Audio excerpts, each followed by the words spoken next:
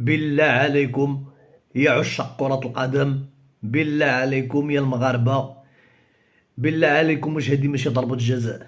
واش هذا ماشي ظلم؟ واش هادي ماشي عنصرية؟ اشنا هي هادي؟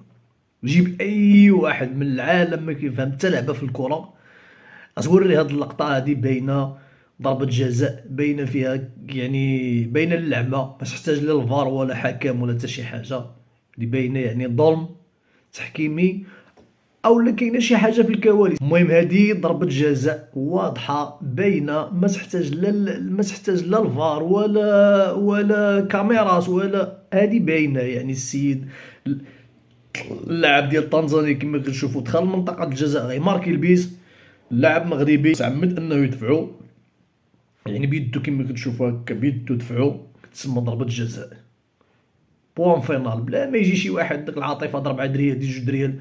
تا انا مغربي، تا انا كنموت على هذا المغرب، تا انا عزيز عليا المغرب من طنجة للقويرة، ولكن هذا ظلم، هادي ظلمو طنزانيا، هذا بيلانتي ديال المنتخب الطنزاني، ظلموهم لغرض ما، الله اعلم شنو هو هذا الغرض.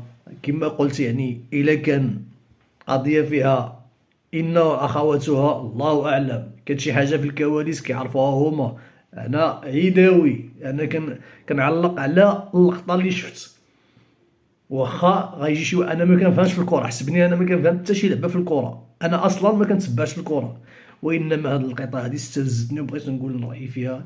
هادي ضربة جزاء واضحة ديال طنزانيا، ظلموهم، الله ياخذ الحق.